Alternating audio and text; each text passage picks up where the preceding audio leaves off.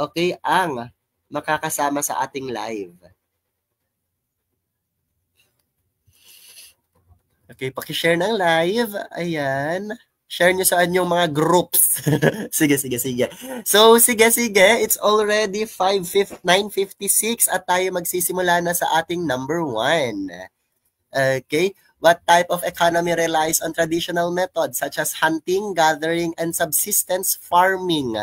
Ayan. So, bonus question for number 1. Ayan, kasi ang point ko po dito kung bakit nilagay ko siya, okay, more likely ang tanong na to ay nag-reflect po sa mga tanungan paminsan sa board exam. Paminsan, ang sagot po ay makikita nyo na talaga sa question. Okay? Kaya kapag may mga ganitong tanungan na po sa board exam, na halatang halata na po, huwag na pong magdalawang isip, yun na po kukunin agad.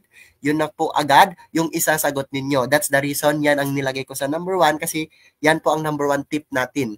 Number 1 tip, ayan, kapag may same word na po sa choice at sa number, okay, hindi naman siya 100% na siya yung sagot, pero mataas po yung probability na siya na po ang maging sagot. Tip number 2. Okay, tip number 2 para mas lalo nating, para mas magaling na tayo sa test taking skills, ang lahat po ng may kama, na makikita nyo sa questions, ayan, example, hunting, gathering, subsistence farming, ang lahat ng yan po ay keyword po. Okay? Kapag makukuha nyo po kasi ang tamang keyword, you're 80% near to the correct answer. Kaya, the more na mas magets nyo po yung keyword, mahanap nyo agad ang keyword, the more na magiging, mapapalapit kayo sa tamang sagot. So, dito sa case na to, yan ang sabi ko, may same word, ang sagot po dito ay subsistence economy. Okay, ulitin natin. Ang sagot po dito ay subsistence economy. Pero, explain ko pa rin ang letter A, letter B, at letter D. Okay, kapag sinasabi nating command economy, ayan, more likely, ito yung type ng ekonomiya na ang lahat ng desisyon na nangyayari sa market ay galing sa taas, galing sa gobyerno. Yan po ang command economy. So, meron naman tayong market economy. Ito yung type ng economy, ayan, itong type ng economy na kung saan nasa taong bayan po ang kapangyarihan. More likely sa kanila lang din umiikot, ayan, ang galaw ng market at konti lang po ang intervention, konti lang po ang tulong or nagagawa ng gobyerno. Kaya meron din tayong tinatawag na laissez-faire or laissez-faire na coined ni Adam Smith na nagsasabi na kapag sinasabi nating laissez-faire or laissez-faire, okay, ito tumutukoy, okay, sa type of market na kung saan konti lang ang intervention ng pamahalaan. Okay, next, mixed economy. Itong mixed economy from the word itself, okay, may intervention ang gobyerno at ayan, gumagalaw rin ang market using the help of taong bayan. Okay, mixed economy, katulad yan ng Pilipinas. Okay, ang market ay nag-stand alone din siya, pero ayan, may say ang gobyerno at sila yung nagbibigay ng price ceiling at price floor. Ayan. So, ang subsistence farming naman, ito yung traditional economy na kung saan ang type ng economy na kung saan hahanap sila, ayan, ng makakain nila, okay, based sa kung ano lang yung pangangailangan nila. Okay? Yun po, subsistence economy po yan siya. Kaya proceed tayo sa number 2. Ayan, sige, since 20 items to, medyo mahaba-haba din to. Number 2 tayo agad. What psychological effect occurs when people adopt trends or behavior simply because others are doing so? Is it Hawthorne effect? Is it bandwagon? Is it peer pressure or conformity?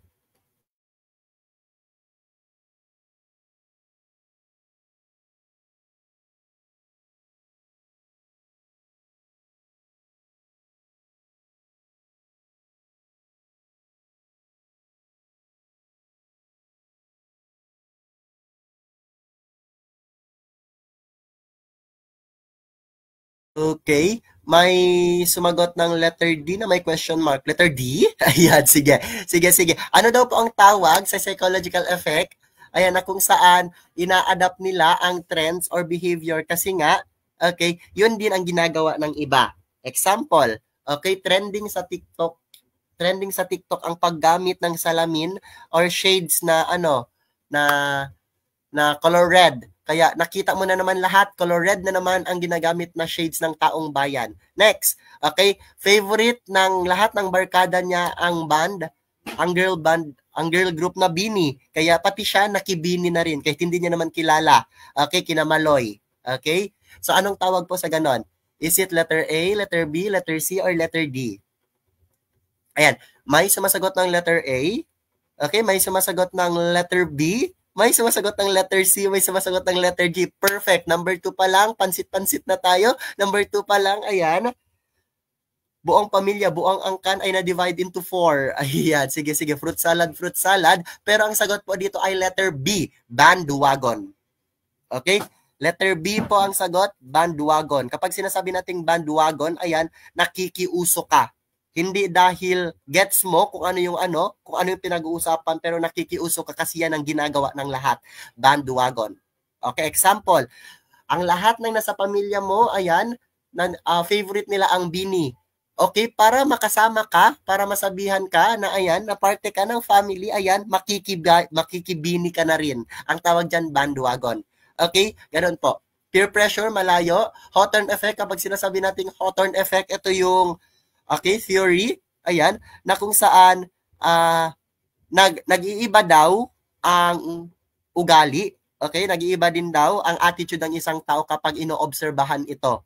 Okay, kumikilos siya, ayan, dahil, okay, may nag-oobserba sa kanyang iba. Okay, or nakikita siya ng iba. Yes. Okay, I hope na-gets nyo po siya. Na-gets nyo ba? Paki-comment nga kung na-gets ninyo. Para kung na-gets nyo po, pasok na po tayo sa next.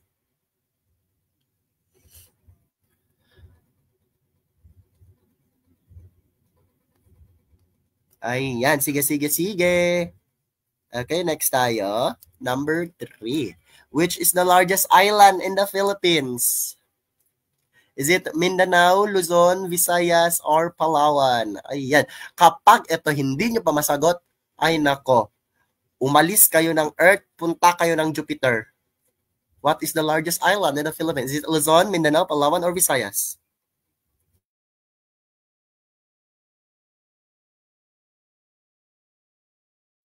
Largest island.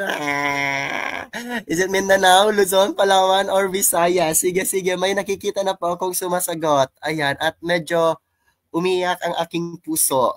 Sige. Ayan. Yes, very good po. Ang sagot dyan, ayan, ang sagot po dyan ay Luzon. Luzon po, yan po. Ang Luzon po, island pa rin yan. Kasi kapag sinasabi nating island, ito ay, okay, lupa na pinapalibutan ng katubigan. So, island pa rin matatawag ang Luzon. Kaya ang biggest island, largest island in the Philippines, ayan, ay Luzon. Ayan, Luzon yung island. Next po, ayan, meron din tayong tinatawag na after ng Luzon, ang next na malaki is Mindanao. After that, Samar. After ng Samar, Negros. After that, Palawan. Ulitin ko, ang first 5 largest island in the Philippines, Luzon, Mindanao, Samar, Negros, Palawan. After that, Panay. Ika-6 po, Panay. Ika-7, Mindoro. Okay? Next, Leyte. Ika-8. Next, Cebu. And last one, Bohol. Yan po ang top 10 na largest island in the Philippines. I hope chinat down nyo yan or pakiulit na lang. Ayan, ang sinabi ko. Luzon, Mindanao, Samar, Negros, Palawan. Ayan. Tapos, ayan, Panay, Mindoro. Okay. Tapos, Leyte. Tapos, Cebu. And last one, Bohol. Yan po yung mga pinakamalaking island from biggest hanggang sa top 10. Next po tayo, number 4. What political book written by Niccolo Machiavelli discusses power and leadership strategies? Is it Leviathan, The Prince, The Social Contract, or The Republic?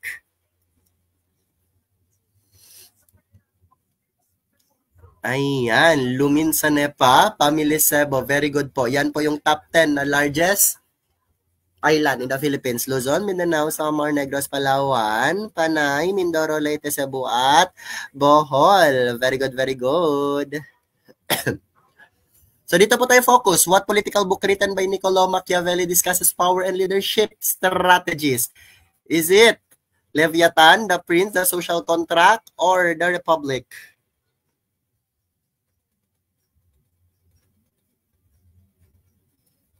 Ayan, may sumasagot ng letter A. Okay. May sumasagot ng letter B. Ano kayang sagot dyan? Okay, may sumagot ng letter A, may sumagot ng letter B. Okay, nasa letter A at letter B ang sagot nila.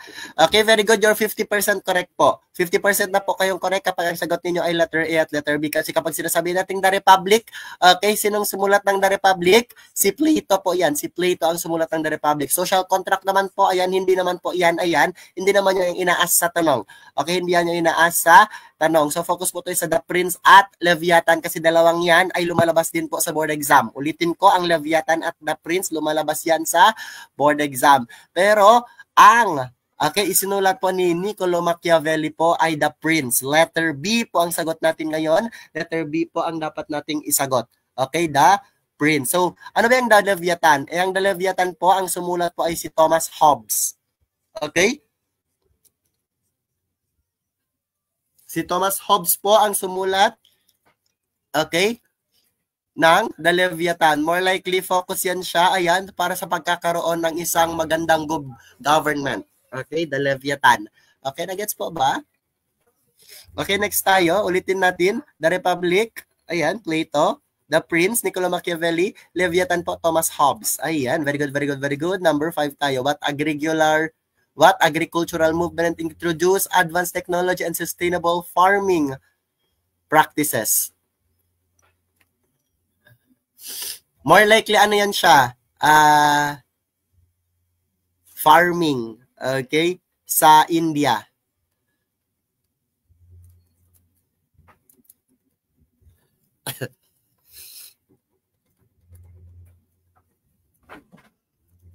Okay, nakalimutan ko lang yan ilagay sa question. Okay, baka nabura lang siguro. Ayan, sa India po yan makikita. Sa India yan makikita. What agricultural movement in India was introduced? Ayan, who introduced advanced technology and sustainable farming practices? Sa India, ulitin natin, Han. Na-erase ko siguro. Is it Industrial Revolution, Agricultural Revolution, New Green Revolution, or Great Leap Forward? Sige. Yes, very good po. Very good po. Ayan. New Green Revolution po ang sagot. Yes, New Green Revolution po ang ating isasagot. Yan po ang, okay, yan po yung, yes po. Yan po yung agricultural movement na nangyari po sa India. So, ano naman po yung, Great Leap Forward? Okay, ano yung Great Leap Forward? Tandaan nyo po, kapag makikita nyo na po yan, si Great Leap Forward, ayan, tandaan nyo po ang pangalang Mao Zedong. Okay, tandaan niyo po ang pangalang Mao Zedong. Sige, i-comment ko sa, Mao Zedong. Wait lang, isusulat ko para maano niyo. Mao Zedong. Okay, I don't know with the spelling, pero parang ganyan siya, Mao Zedong. Okay, itong si Mao Zedong, siya ang leader ng China na kung saan nag-ambition siya na ang China, ayan, ay isa sa magiging leading mataas na economy worldwide. At ang kanyang na-foresee, kailangan marami ang kanilang magagawang mga bakal, okay, para may export, okay, sa ibang bansa. Kaya dinivide niya ang taong bayan. Okay, inilaunch niya ang Great Leap Forward, itong si Mao Zedong. 5 years yan siya. At yung kalahati ng taga-China ay pinatapon niya sa farm. Ang kalahati naman ay pinatapon niya, ayan, sa city. Ang nasa farm, sila ang gagawa ng paraan para may makain yung buong China. Yung nasa city, focus lang sila, okay? Focus lang sila sa paggawa ng mga metal, okay? Ng mga bakal. So, first year to second year, medyo naging okay. Madaming bakal ang nagawa. Yung iba, okay, nasira lang, hindi lang siya na-export kasi nga sobrang dami ang kanilang nagawa. Hanggang sa third year, fourth year, at fifth year, medyo nagkaroon ng problema kasi nga, nagkakulangan ng pagkain, buhat na rin ng different different nangyaring mga unexpected events katulad ng mga natural phenomena such as pag-ulan, tapos hindi lumaki yung mga tinatanim nilang mga halaman. Kaya, ayan, nagkaubusan po ng pagkain. Okay, at nang dahil nagkaubusan po ng pagkain, ayan, marami po, ayan, ang nagutom. At marami po, milyon-milyon po yung namatay kasi agawan na ng pagkain doon. Sino ang nagtatrabaho, sila na lang ang mabibigyan ng pagkain. Hanggang sa milyon-milyon ang namatay. Yan po ay ang story ng Great Leap Forward, ayan, na, okay, ang leader ay si Mao Zedong. Pero dito, ang sagot natin sa number 5, ayan, ay New Green Revolution. Next tayo, number 6. What psychological phenomenon occurs when individuals modify their behavior due to awareness of being observed? Ay, na-explain na natin yan kanina. Pero sige. Ano sagot nyo? Placebo, halo, Hawthorne, or bystander?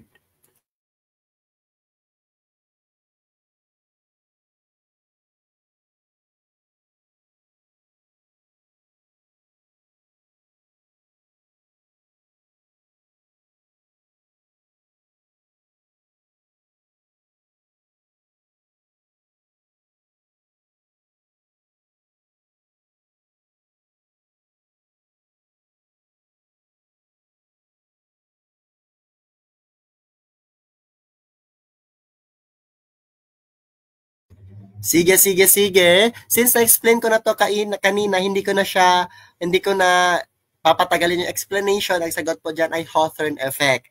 Ito yung psychological phenomenon na kung saan more likely daw magiging positive daw po yung ginagawa ng tao or more likely may gagawin siya, ayan na hindi niya masyadong nagagawa kapag hindi siya naobserbahan. Okay? Sa madaling sabi, ayan, namomodify niya yung behavior niya kasi nga naoobserbahan siya.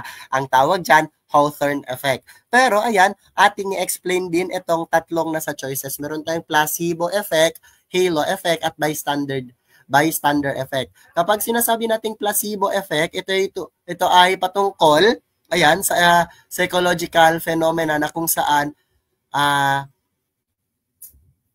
naniniwala siya na nag-improve, okay, ang kanyang health kasi naniniwala siya na umiinom siya na nakaka-improve sa kanyang health. Example, umiinom ka ng pills na pampaalis ng stress.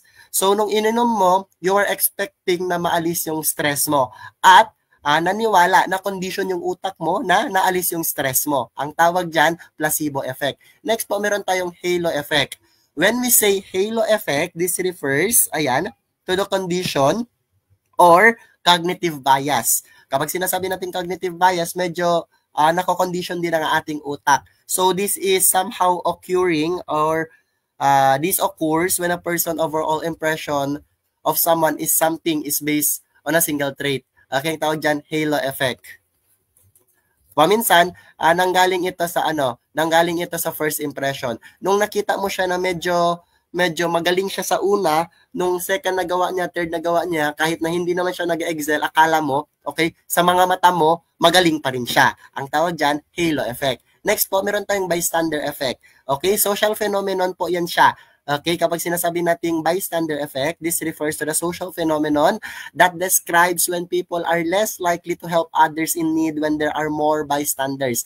So, social phenomenon siya na kung saan yung mga tao, okay, hindi raw tutulong kapag marami naman dyan ang pwedeng tumulong. Okay, ang tawag dyan, bystander effect. Example, may na-aksidente. Pwede siyang, ito yung social phenomenon kung saan kapag ikaw lang mag-isa, tutulungan mo siya. Pero since na-aksidente siya sa maraming tao, nag-iisip ka na marami ang tutulong sa kanya.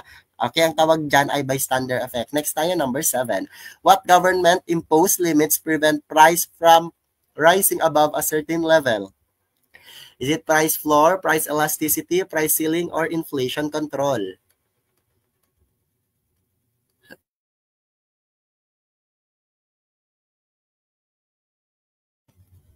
Sige. Anong sagot dyan? Is it price floor, price elasticity, price ceiling, or inflation control? Ayan, shout out sa ating mga viewers. So more likely 60 tayo ngayon. Ayan, I appreciate po. Ayan, if you are commenting po. Okay, sa comment section because it is only Okay, yan lang po ang only way natin para magkaroon ng interaction. At para malaman ko rin kung nagigets nyo po ba yung tanong, ayan, at kung makikita natin na medyo hindi, okay, hindi pa ninyo alam yung concept, that's the time po na gagawa tayo ng pangmalakasang explanation. Pero kapag nakita naman natin na nagets naman ninyo, ayan, hindi na po ako mag-explain ng medyo mataas or medyo mahaba-haba. Ayan, so nakikita ko ngayon sa comment section, ang sagot po natin ay letter C. Very good, very good, very good. Ang sagot po natin ay letter C. Ayan, sige, sige, sige. Yes po. Ang tamang sagot po dyan ay letter C po. Ayan. Yes, letter C po ang sagot natin dyan. Ayan. Kapag sinasabi nating price ceiling, ito po yung ginawa, okay, or pinatupad ng gobyerno na highest possible price. Okay, highest possible price. Hindi na siya pwedeng taasan. Okay? Pero kapag sinasabi nating price floor, ito yung lowest price possible. Okay? For example, ang pinakamataas na price para sa bigas, 60 pesos. Ang pinakamababang presyo para sa bigas, 50 pesos. Something like that. Price ceiling and price floor. So ano ba yung price elasticity? Okay? Ito yung tumutukoy, ayan, sa ratio na nagpapakita kung ilan yung demand kapag nag-iiba, okay, yung price ng produkto. Okay, nag-iiba yung price. Example, ayan, ilan, okay, anong tawag sa demand na kung saan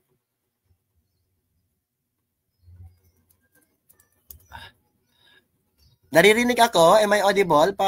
Paki-comment ka.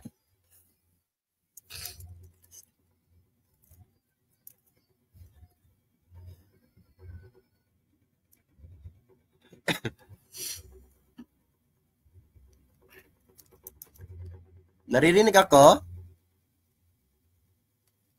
Ayan, naririnig daw ako. Sige, sige. So, itong price elasticity na meron tayong elastic demand at meron tayong inelastic demand. Okay, explain ko na lang para mas lalo niyong maintindihan. Kapag sinasabi nating elastic demand, ito, ayan, kapag ito yung explanation niya, ito ay tumutukoy sa mga demand na kapag tataas ang presyo, okay, konti na lang ang bibili, bababa din naman ang demand niya. Okay, example, mga gamit na hindi naman masyado kailangan. Okay, elastic demand yan. Example, cellphone.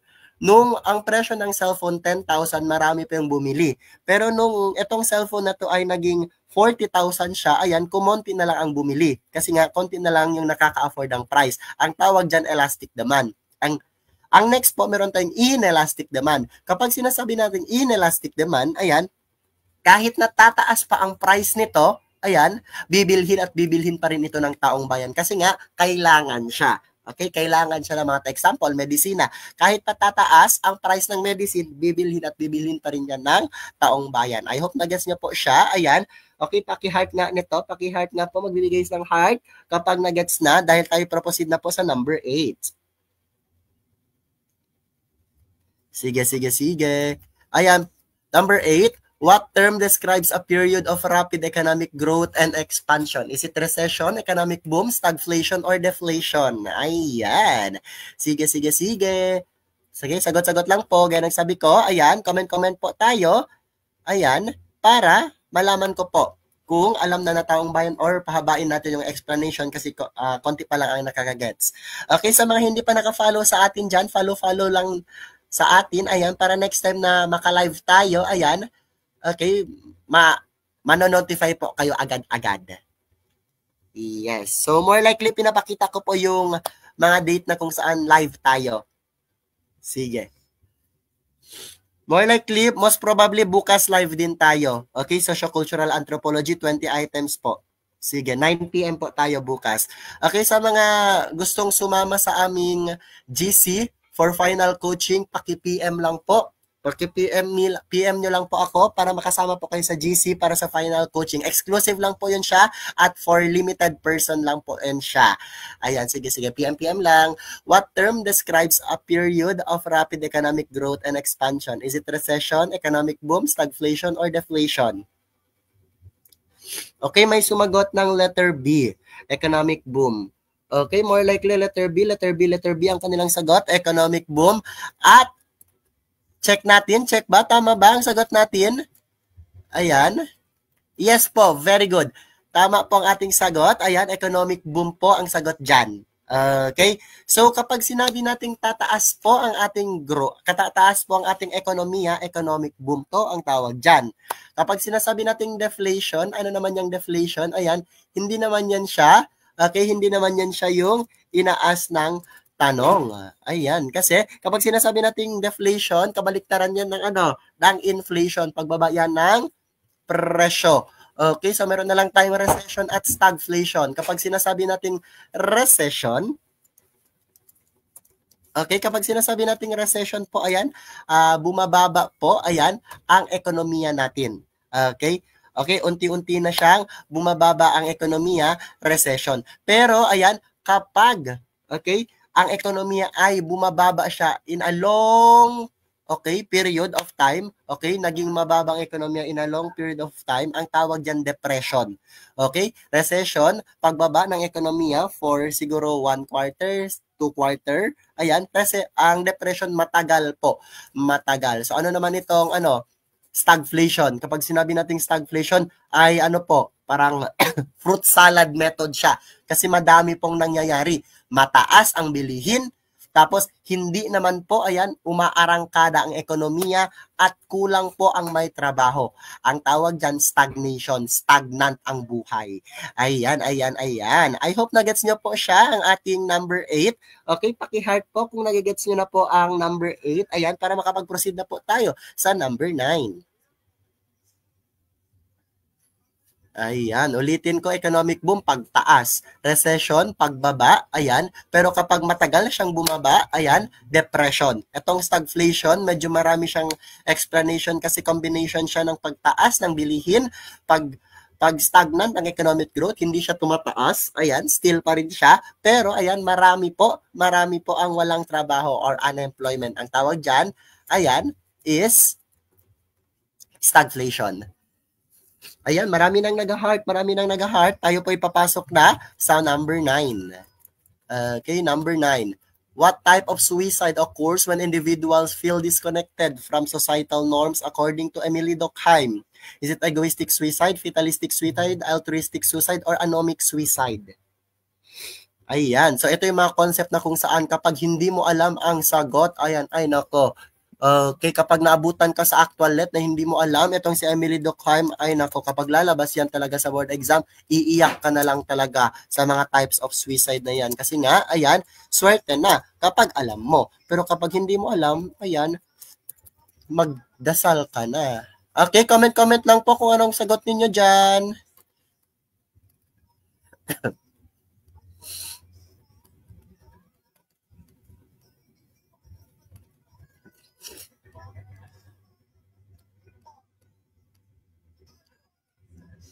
Sige, may sumagot ng letter A. May sumagot ng letter C. May sumagot ng letter D.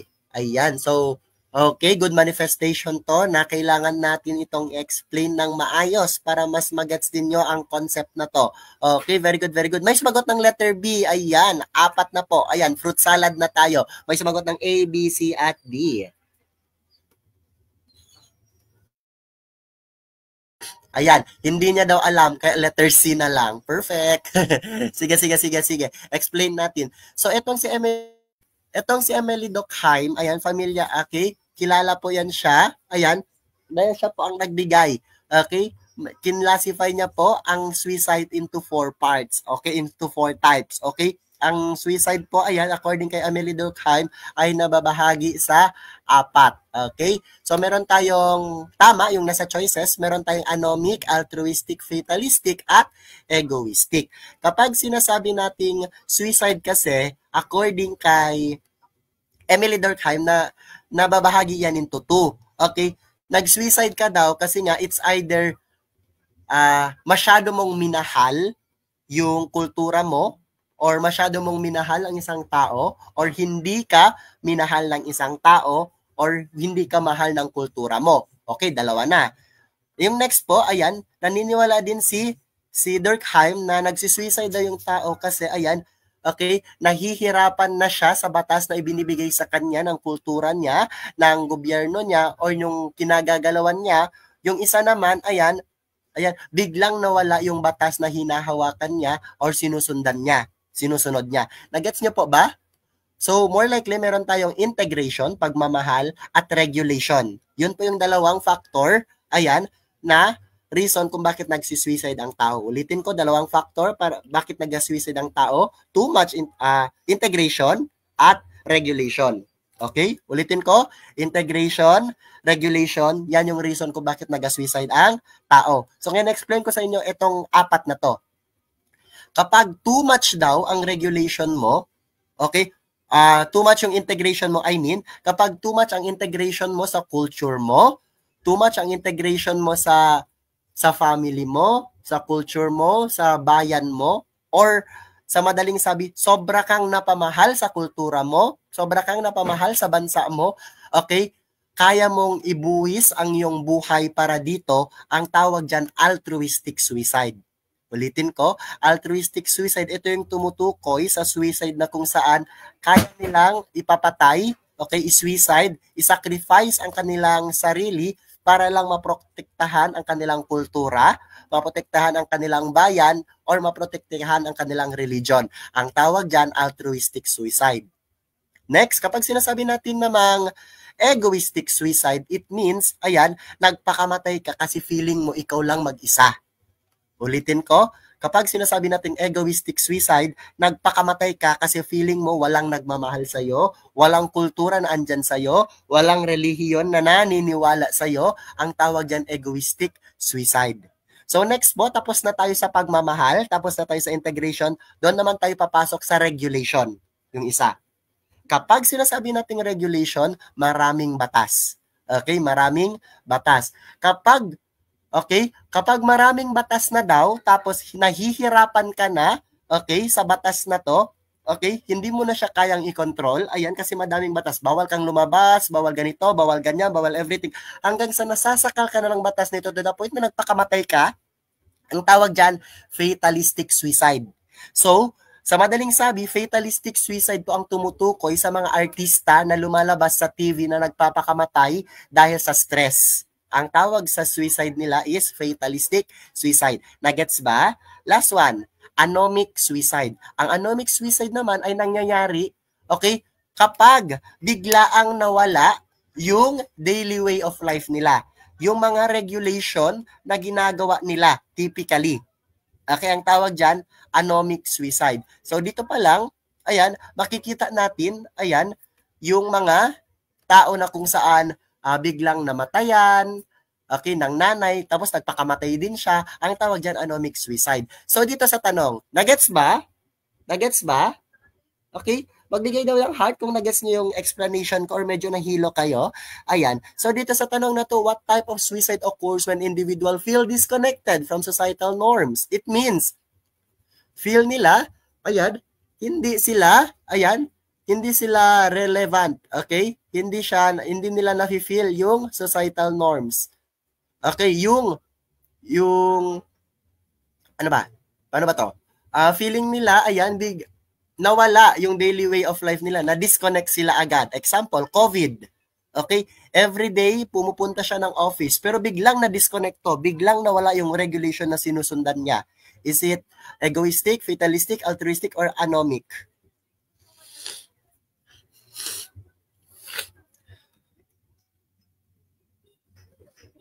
Okay, very good po. Ang sagot dyan is anomic suicide. Okay, anomic suicide po ang inaas dito, ang sagot dito. Kasi nga bigla siyang na-disconnect sa batas na sinusundan niya. Anomic suicide. Yes, very good, very good.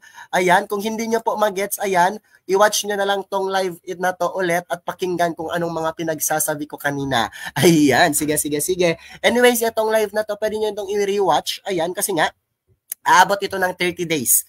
Okay, aabot ito ng 30 days. Ayan, dito sa wall ko. Okay, kaya pwede na tayong mag-next. Number 10. Where is Dole Pineapple Plantation located in the Philippines? Is it Davao, Bukidnon, Cotabato, or Cagayan de Oro?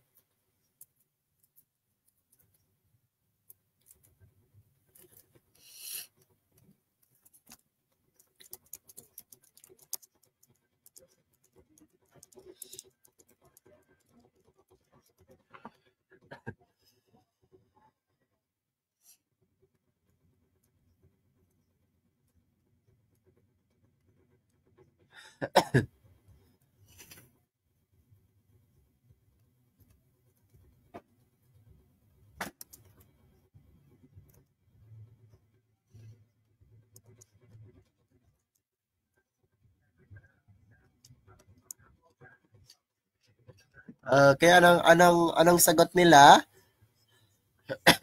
Ayan, letter B ang kanilang sagot. Bukidnon. Sige. Bukidnon ang kanilang sagot. Sige. Okay, humahabol ng sagot ang iba. Ayan, comment-comment lang. I'm reading everything po.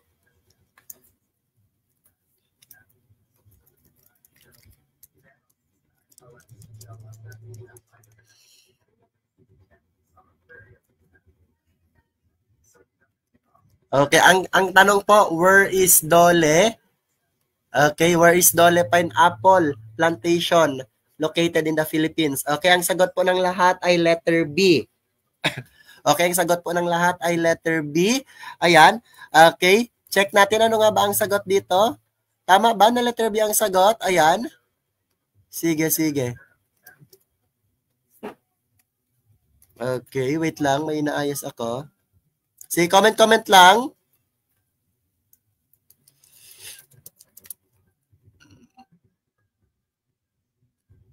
Ang inaas kasi guys, Dole. Okay? Kapag Dole Pineapple Plantation po ang inaas, okay, kapag Dole Pineapple Plantation po ang inaas, ang sagot po natin dyan ay South Cotabato. Ulitin ko, South Cotabato or Cotabato, letter C. Therefore, lahat po ng naga-comment, ayan, mali po lahat ang sagot ninyo. Yes, Cotabato po is Dole Plantation. Tama rin naman kayo. Okay? Tama rin naman kayo. Okay? May plantation din po, ayan, na makikita sa Bukidnon. Okay? May plantation din po na makikita sa Bukidnon. Okay? Pero, ayan, ang plantation po na makikita ninyo sa Bukidnon ay hindi po Dole. Okay? Del Monte po. Del Monte Pineapple Plantation, makikita yan sa Bukidnon. Okay? Yes, Diyos ko. Yes, very good. Yes po. Ang makikita sa Bukidnon, ulitin ko, ayan, Del Monte Pineapple. Okay, pero ang inaas ko kasi dito, Dole Pineapple. Kaya kapag Dole, Cotabato. At least alam nyo na ngayon, Ayan, lahat ng nag-comment, ayan, mali lahat ang sagot. Pero at least ngayon, next time, kung lalabas ito, hindi na kayo mahilo dahil alam nyo na, Dole, Cotabato, CD, Cotabato, Dole. Okay, kapag Del Monte, DMB, okay, Dole, Cotabato, DM, Bukidnon. Okay. Ligwak kayong lahat. Ayan, itaas ang inyong mga kamay. Ayan, at sabay-sabay niyong pukpukin ang inyong mga legs. Ayan. Sige. Pasok tayo sa number 11. What is the capital of Egypt? Okay, tandaan na, Chair, ha? Next time na lalabas yan, hindi na kayo mahihilo. What is the capital of Egypt? Ayan, itong mga tanungan, very specific, very objective. Kaya, ayan, dapat masagot agad.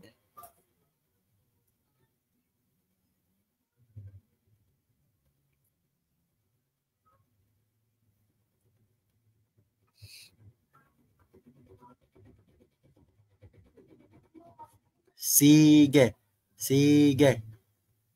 Okay. Ang sagot nila ay, ayan, check ko muna yung comment section. Ayan, letter C.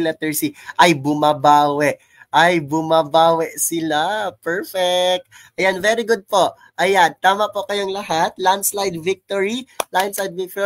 Deserve nyo po ng clap.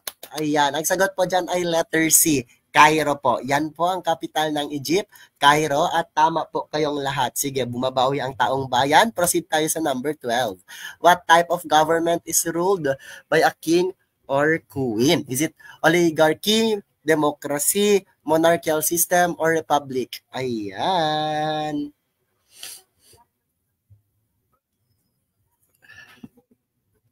Perfect. Sige. Okay. Sige, sa mga hindi pa po, ayan. Okay, sa mga hindi pa po member ng aming final drill, ayan, mag-PM-PM lang po, ayan, para mapasama po kayo sa aming GC. Okay? Ang final coaching po natin, ayan, is 16 at 17. 8 hours po yan siya na straight coaching. Ayan, lahat ng subject ay tatalakayin at, okay, ang lahat po ng tatalakayin natin doon ay, ayan, actual let question po. So malamang sa malamang, swerte na swerte kapag andon ka sa GC na yon at andon ka sa final coaching na yon. Ayan, sa mga hindi pa nakapag-subscribe sa ating, okay, at hindi pa nakapag-PM sa atin para mapasama sa ating final coaching, PM lang. Ayan, magre-reply po ako agad-agad. Sige, number 12 tayo. What type of government is ruled by a king or queen? Is it oligarchy, democracy, or monarchical system, or republic? Ayan. King at queen, ha? Ayan, very good. Ayan, medyo bumabawi sila sa kanilang pagkakamali. Yes po, monarchical system po. Kapag sinasabi nating monarchy kasi, king at queen. Pero hindi lang yan natatapos dyan kasi itong monarchical system na babahagi yan into two. Okay, nadi-divide po into two ang monarchy.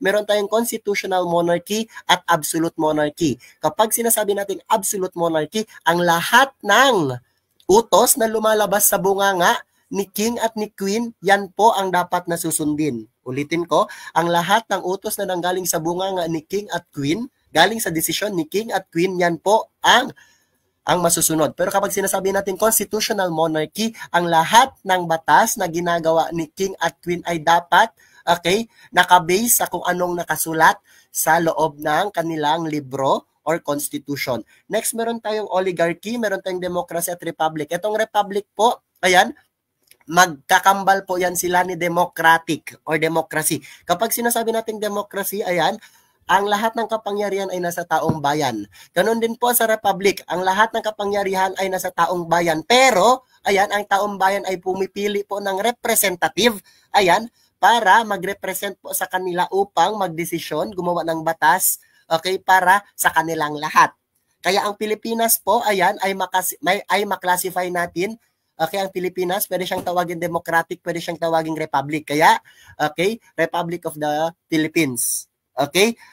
Tinawag siyang democratic kasi tayo ang bumoboto sa taong bayan.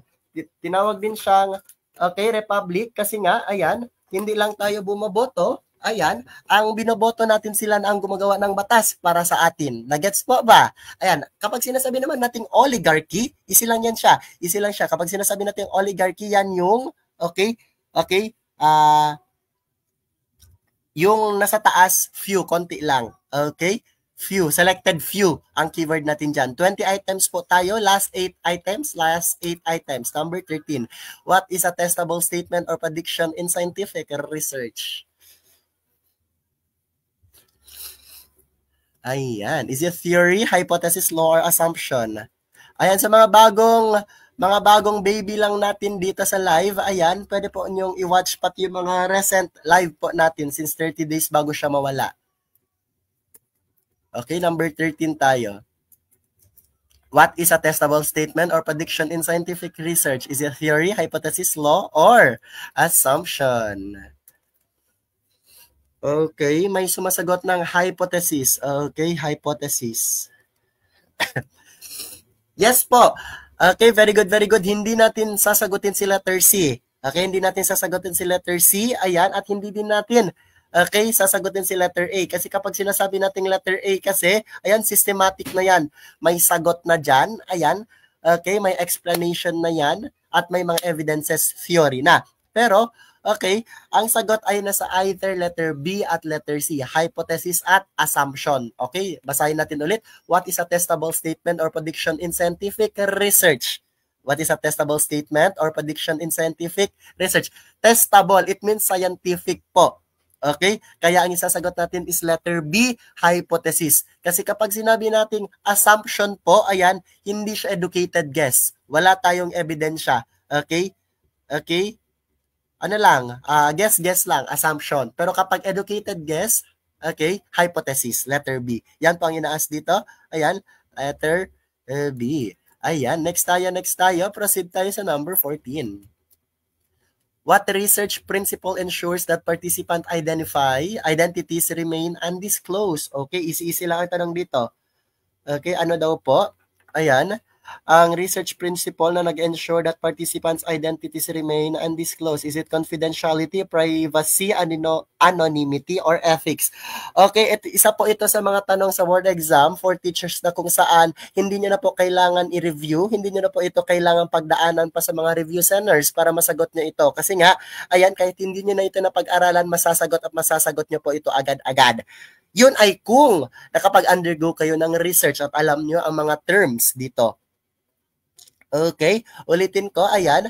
Okay, hindi. Kailangan masagot to lahat.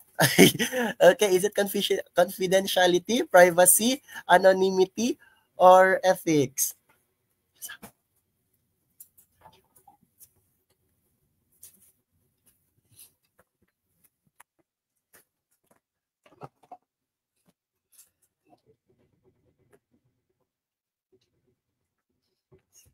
Sige. May sumagot ng letter A. May sumagot ng letter C. Sige. Torn between letter A at letter C ang taong bayan. Sige. Okay. Okay, interesting. Ayan, I thought alam na to ng taong ng lahat. Okay, ang sagot po natin dyan is letter C, anonymity. Okay, kailangan hindi po makilala, mag-remain anonymous. Okay, etong mga respondent natin sa research. Hindi siya dapat makilala at hindi siya pwedeng i-disclose. Kaya ang isasagot natin, ayan, anonymity. Yes po, maraming research na lumalabas sa ating majorship. Maraming research na lumalabas sa ating majorship. Pero wag kayo mag-alala. Ang research po yan ang aking pinaka-forte at ang aking pinaka-favorite, okay, na subject na tinuturo pagdating sa social studies majorship. So, if andito lang kayo always tambay sa ating live, ayan, malamang sa malamang, magiging chicken na lang sa inyo ang research. Ayan. Kung gusto nyo ng additional, ayan, PM lang, ayan, para mapasama sa aming final coaching kasi naglaan ako ng 2 hours para sa pangmalakasang research explanation sa ating final coaching. At madadala nyo ito sa actual let kasi nga, sabi nga nila, 10 items, more than 10 items, research po yan lahat.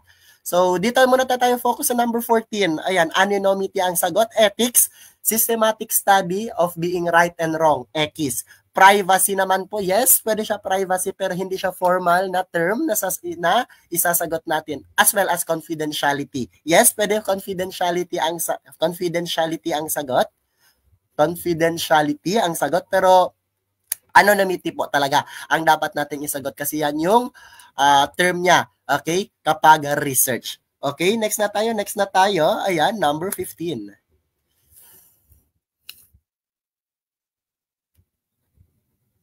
What principle defines the territorial waters and boundaries of an island nation? Is it exclusive economic zone, maritime law, archipelagic doctrine, or continental shelf theory?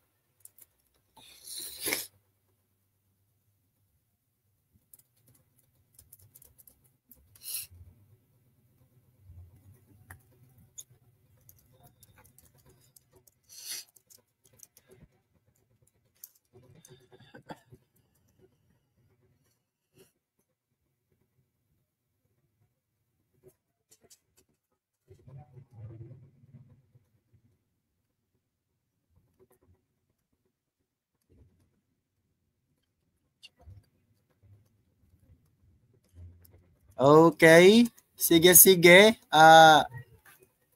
Ano lang, comment lang. Kasi I'm reading everything.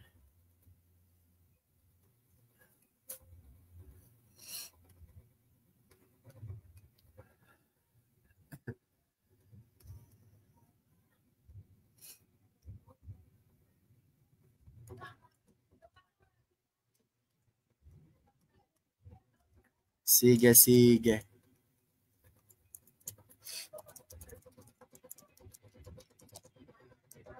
Wait. Am I audible? Paki-chat nga. kung audible ako, may nagsasabi na hindi daw ako naririnig.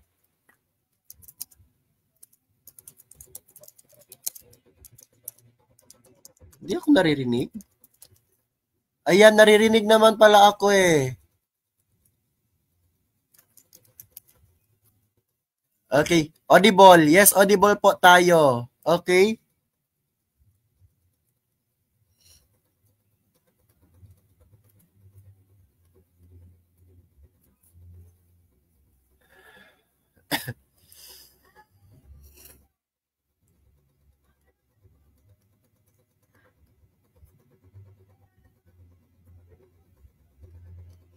Okay. What principle defines the territorial water and boundaries of an island nation? Ang sagot po natin dito, ayan, very good po. Very good po. Nasa gitna po tayo. Ayan. Okay, nasa 50% correct po tayo kasi nga ang sagot is between letter A at letter C. It is between exclusive economic zone at archipelagic doctrine. Okay, so alisin natin itong maritime law, ayan, at continental shelf theory. Okay, kapag exclusive economic zone ang sagot ninyo or archipelagic doctrine, you're 50% correct na po. Pero, ayan, ang difference po ng archipelagic doctrine ay exclusive economic zone po ay medyo slight lang po ang difference niya. Okay, kapag sinasabi nating archipelagic doctrine, ayan, ito po yung principle, ayan, na nagsasaad sa ating freedom, ayan, or external control over the waters enclosed by strait baseline connecting its outermost islands. Okay? Sa madaling sabi, ito yung karapatan natin sa ating karagatan. Okay? Ito ang karapatan natin sa ating karagatan, mapalabas man ng island sa pinakadulo at yung sa loob ng island. Sa loob ng isang bansa. Example, Pilipinas or Indonesia. Ang karagatan na lahat ng water ay karapatan natin, okay, na pumapalibot sa ating archipelago. Example, di ba? Ang Indonesia meron siyang 17,000 na island. So malamang sa malamang ang lahat ng island na yon, ang lahat ng island basta sakop siya ng Indonesia, sa kanila yon. Yon ang ibig sabihin ng archipelagic doctrine. Karapatan niyo sa inyong dagat na pumapalibot sa inyo. Pero yung exclusive economic zone kasi, okay, ang keyword dyan, okay, ang keyword po sa exclusive economic zone na lumalabas sa board exam po is yung 200 nautical miles from country's baseline. Sa madaling sabi, ayan, dito sa exclusive economic zone, hindi po kino-consider yung internal waters. Kapag sinasabi kong internal waters, ito yung tubig sa pagitan ng mga islands sa loob ng isang country. More likely, kapag exclusive economic zone, ito yung tubig, okay, ito yung tubig sa mga baseline ng isang place, okay, or ng isang country. More likely sa atin dito sa Palawan, papunta doon sa pinakadulo malapit sa West Philippine Sea. Yun po yung exclusive economic zone natin na mayroong 200 nautical miles. Okay, nagets mo po ba? Okay, at ang exclusive economic zone po kasi, ayan, ay nanggaling po yan sa UNCLOS. Okay? Gawa po yan ng UNCLOS or United Nations Convention on the Law of the Sea. Okay? Okay? Okay, lahat po yan, archipelagic at EEZ galing yan sa UNCLOS, ang explanation natin. Okay, sa madaling sabi, sa mga medyo nahihilo, ayan, sa mga medyo nahihilo, okay, ang archipelagic doctrine, ayan, ito ay tumutukoy sa ating karapatan sa water, okay, mapalabas man ayan, kasama ni rin yung internal water. Pero kapag sinasabi na exclusive economic zone, border to ng ating state or ng ating country. Okay? When we say EEZ, this applies to a broader maritime zone where a coastal state has economic but not full sovereign control. Okay, easy example na yung pinag-agawan natin na West Philippine Sea. Okay, nagets po ba? Ayan, sige, nagets na po nila. Ayan, I hope nagets nyo po siya. Ayan, medyo nakakahilo po yan kasi kaya Kaya nilagay ko rin naman yan siyang dalawa. Okay, pasok po tayo number 16. What ancient Roman structure were used to transport water over long distances? Is it aquifers, canals, aqueducts, or irrigation system?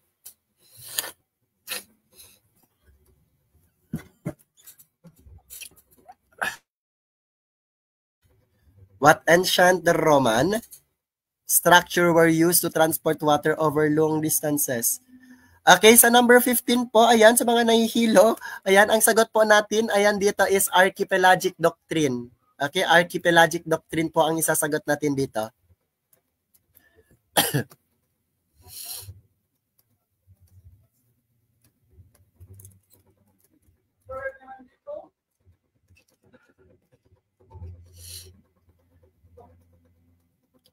Okay, ancient Rome na tayo ha.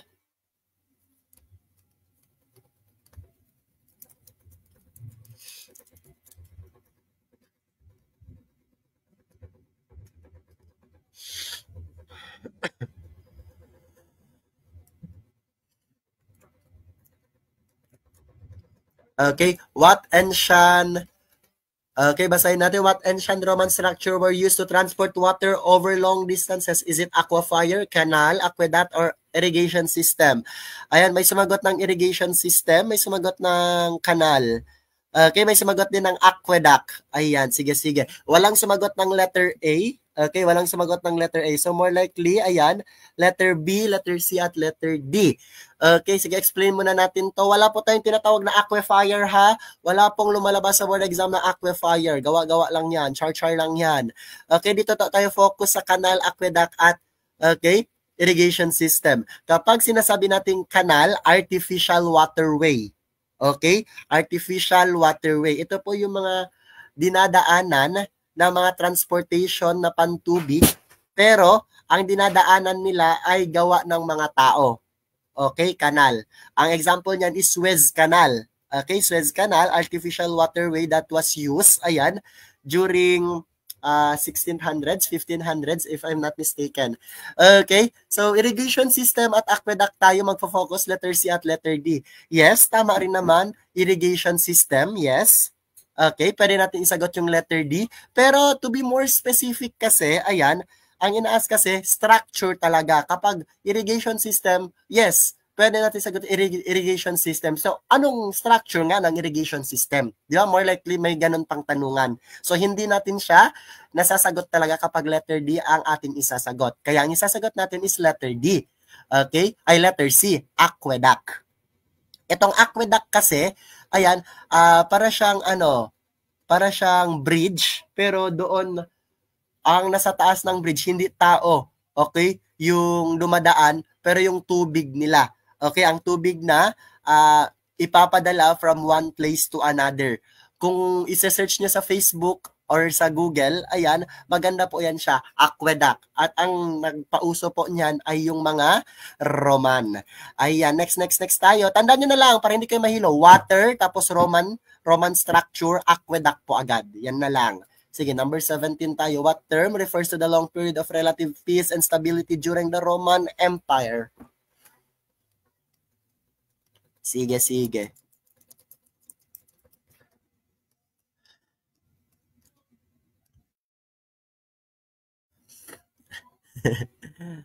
Sige, sige.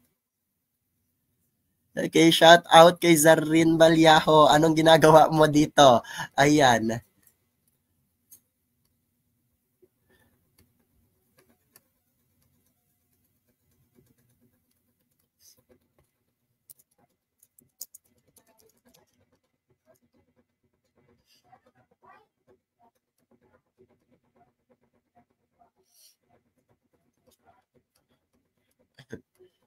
Sige, explain na po natin. Ayan. Yes, very good, very good. Landslide victory tayo ngayong number 17. Yes, yes, yes. Ayan. Yes. Okay. Yes, number 17 po, letter A po ang ating sagot, Pax Romana. Ulitin ko, Okay, number 17 po ang ating sagot, Pax Romano. Very good, very good. It means po, ayan, may knowledge na po kayo sa number 17 kasi lahat kayo ay tama na po. Okay, kapag sinasabi nating Pax Romana kasi Roman peace. Okay, kapag sinasabi nating Pax Romana, yes, very good, the Roman peace po. Pero dito tayo mag-focus sa feudalism, Renaissance at Dark Ages. Okay, atong Renaissance kasi madali lang siya sagutan kapag makikita nyo na siya sa board exam. Okay, kapag makikita siya sa board exam, madali lang siyang sagutan. Okay, hanapin nyo na lang po yung term na, okay, rebirth. Rebirth po, Renaissance po yan siya. Nangyari po yan siya during, nangyari po yan siya sa Europe. Okay, nangyari po yan siya sa Europe. Okay, ulitin ko po, kapag sinasabi nating Renaissance po, ayan, ang hanapin nyo po is rebirth. Kasi nangyari yan siya sa Europe during 14th to 18th century. So ano ba yung nangyari sa Renaissance na yan? Okay, nagbago po, yung kultura. Okay, naging updated po ang kultura ng Europe kasi nga, okay, nagsilabasan dyan yung mga artists, ayan, yung mga magaling sa literature, sa art, sa science, at sa technology. Ang example niyan, yan na po, during the Renaissance po, lumabas si Mona Lisa, ayan, kina Michelangelo, at marami pang iba. Next po, meron tayong feudalism. Okay? When we say feudalism, okay, or feudal system, ayan, tumutukoy po yan siya, sa sistema po ng Europe during 19th to 15th century. Okay? Na kung saan nag-aagawan pa sila sa lupa. Okay, agaw-agaw ng lupa and everything. Ayan. Yes, very good, very good. Okay, Sir James Almario, Renaissance, Rebirth, Enlightenment. Okay, Rebirth and Enlightenment during the 16th to 18th century. Okay. Yes, very good. 14th to 16th century. Okay, Renaissance, 14th to 16th century. Okay, dito tayo mag-focus sa feudalism. Ulitin ko, kapag sinasabi nating feudalism, ayan, yan po yung time sa Europe, okay, 9th century, okay, onwards, okay, pumapatungkol po ito sa agawan ng lupa naman, okay, or fiefdom. Okay, yes, very good, very good, very good. Next tayo, ayan, meron din tayong Dark Ages. Ano ba yung Dark Ages na yan? Okay, kapag sinasabi nating Dark Ages, ito po yung pumapatungkol, ayan, sa fall ng Roman Empire. Okay, dito po bumagsak na po yung Roman Empire. Okay, yan po ay, okay, Dark Ages po yan. Okay, last 3 question. Okay, tonight, number 18, 19, and 20. Okay, number 18 muna tayo. What military strategy aims to prevent war by threatening retaliation? Is it containment, appeasement, deterrence, or isolation? Ayan. Okay. Sige, thank you. Thank you, sir. Zarfran. Ayan. Thank you. Ayan, what military strategy aims to prevent war by threatening retaliation? Is it containment, appeasement, deterrence, or isolationism? Ayan, letter C ang kanilang sagot. Very good, very good, very good. Yes, ayan, I believe, ayan, isang manifestation na alam nyo na po. Okay, ang question na to. Kasi when we say deterrence po, ayan, yan po ang sagot. Very good. Letter C po ang sagot natin dito. When we say deterrence, ito yung pag-build ng maraming military, okay, related equipment ng isang bansa, ayan, para, okay, masabi na prepared sila sa war at matatakot po yung mga ibang nation or yung ibang country na salakayin sila kasi nga marami silang mga bomba, mga equipment, pandigma, ayan. For short, sa dami ng kanilang equipment na pandigma, okay, natatakot na yung iba na, okay, kalabanin sila. Okay, ang example po nito, ayan, is yung mga, yung mga places sa Arab region na kung saan pataasan po sila, okay, paramihan po sila ng mga missiles. Ayan, kasi isang manifestation na malakas ang iyong place kapag may missile ka. Kapag may missile ka, mahirap kang kalabanin. Kasi nga, ayan, palipad-lipad lang ang inyong mga bala, masisira ang inyong kalaban. Ayan, so kapag ganun po ang tanungan, ang sagot po ay deterrence. Ayan. Okay, last two question. Proceed po tayo sa number 19.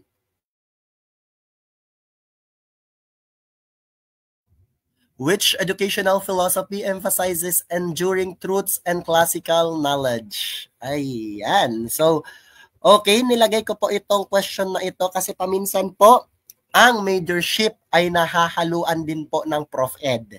Ulitin ko, ang majorship nahaluan ng Prof. Ed, nahaluan ng research.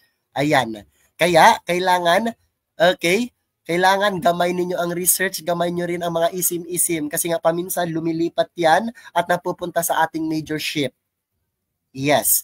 So dito sa tanong na to, what educational philosophy emphasizes enduring truths and classical knowledge? Ayan. Okay, before natin sagutan, okay, before tayo pumunta sa tamang sagot, ayan, i-check muna natin anong ibig sabihin, ayan, ng existentialism. Kapag sinasabi natin existentialism, existence, freedom, yan po ang keyword natin, freedom, may kalayaan po ang bata. Okay? Ito na yung mga tao ay yung mga teacher na kung saan binibigyan nila ng kalayaan ang kanilang mga bata sa kung paano nila i-present ang mga ang mga activities, kung paano na i-present ang mga performance or yung mga outputs nila sa classroom, be it through the use of drawing, poster making, or gagawa ng tula, gagawa ng essay, or gagawa ng anything na saan sila malakas. Okay, existentialism po. Next po, ayan, we have constructivism, progressivism, and perennialism. Ano nga ba ang sagot natin? So, ang next na alisin natin po is progressivism. Kapag sinasabi natin progressivism po, learner-centered teaching. Okay, ito po yung pagtuturo. Okay, ito po yung pagtuturo na kung saan, ayan, okay, ito po yung pagtuturo na kung saan, learner-centered po. Hindi po always si teacher ang dada sa unahan, pero may intervention po, may ginagawa po si learner. Okay? Most likely, si learner na rin po ang learn mag-isa. Kasi nga, naniniwala dito sa progressivism approach na si teacher po, ayan, ay mag-guide lang kay student at hindi talaga siya ang magbibigay ng mga knowledge. Okay? Next po, we have perennialism at constructivism. Kapag sinasabi natin constructivism, ayan, okay, may kinalaman po ito sa prior knowledge ng mga bata. May kinalaman siya sa prior knowledge ng mga bata at ililink siya, i-add siya doon, okay, sa present knowledge na gustong ibigay ni teacher. For short, okay, prior knowledge ni bata, ayan, ililink siya sa next na pag-aaralan. Example, okay, ako ang aking topic ay patungkol sa desert, patungkol sa savanna, or patungkol sa types of biome. Ayan, at nung time na savanna na aking ina-explain, tinanong ko ang mga bata, okay, guys, natatandaan nyo pa ba? Nanonood ba kayo ng National Geographic? Napanood nyo na pa ba? Napanood nyo ba ang Lion King? Ang Mufasa? Alam nyo ba kung saan nakatira ang lion? Ang zebra? Napipicture out nyo ba ang place na yan? Nung napicture out na ng mga bata? Nung napicture out na ng mga bata, ayan, that's the time na, okay, kung anong napipicture out ninyo, ang tawag po sa place kung saan nakatira, ayan, si Simba, si Mufasa, ang tawag po dyan ay Savannah. So that's the time po na nililink mo na po yung bagong kaalaman sa old na kaalaman. Ang tawag dyan, constructivism. Pero dito po, anong inaas dito? Perennialism po yan. Perennialism ang sagot dito kasi nga, ayan, nag-endure daw ng truths at classical knowledge. Kung paano ito, okay, tinuro dati, ganun pa rin siya tinuturo ngayon. Example, pagtuturo po ng mga sa religious education. Example, pagbabasa ng Quran, ayan, pagmimining ng Quran, at mga Bibles. Kung paano siya tinuturo dati, ganun pa rin siya ngayon, magpahanggang ngayon. Perennialism po ang tawag dyan. I hope na-gets nyo po itong apat na ito at proceed na po tayo sa ating last, okay, question for tonight. Ayan, sige. Ito po yung last question natin ngayong gabi. Ayan, what government policy aims to reduce spending and debt through budget cuts?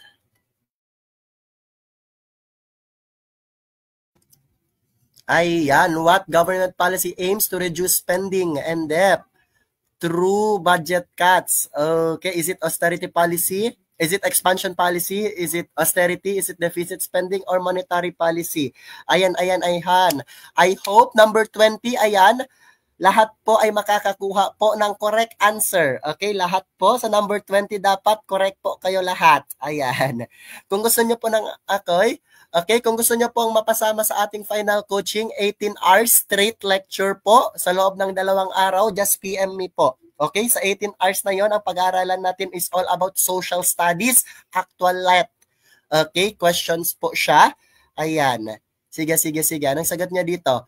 Expansionary policy, austerity, deficit spending, or monetary policy? Ayan.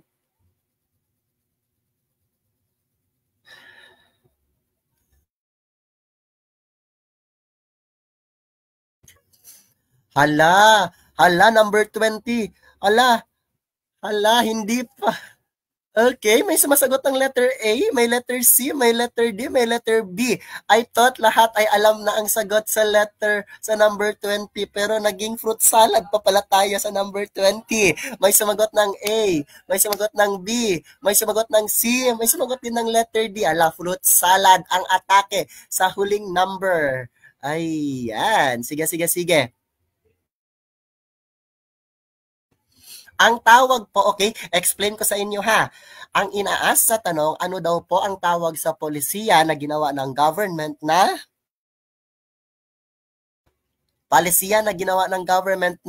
okay, pinapababa yung spending, okay, at nagbabayad tayo ng utang sa ibang bansa.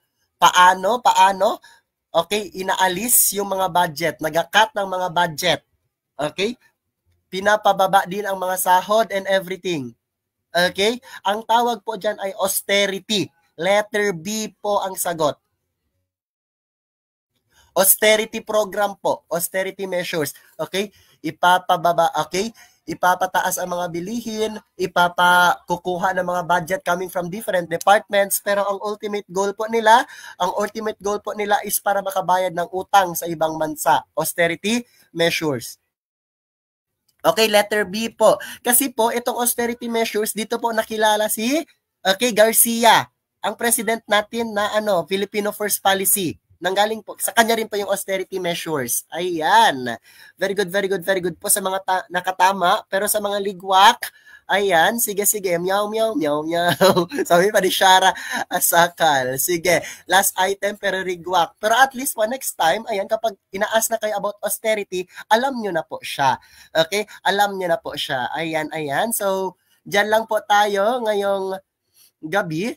Okay? At dyan lang po tayo, muna ngayong gabi. See you po, ayan, sa mga schedule na nakikita nyo po sa screen.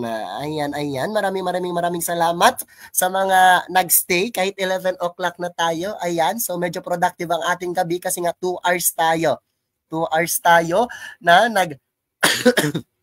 excuse me, 2 hours tayong na nag-live ngayon. Sige. So, see you po sa 23 bukas. Okay, nag-live tayo ngayong gabi kasi hindi ako naka-live kagabi, which is February 21. Okay, so bukas, continue tayo, 20 items, Sociocultural Anthropology, 9 p.m. po until 10 p.m. Okay? 23, 9 p.m. to 10 p.m. So, see you po bukas. Ayan. Thank you. Ayan. Sige. Kung gusto nyong humabol po sa ating final coaching, ayan, PM me lang po. 18 hours straight po yan siya. March 16, March 17. Ang itatopic po natin ay actual let question po para maging ready po kayo sa darating na board exam. Sige. Bye-bye!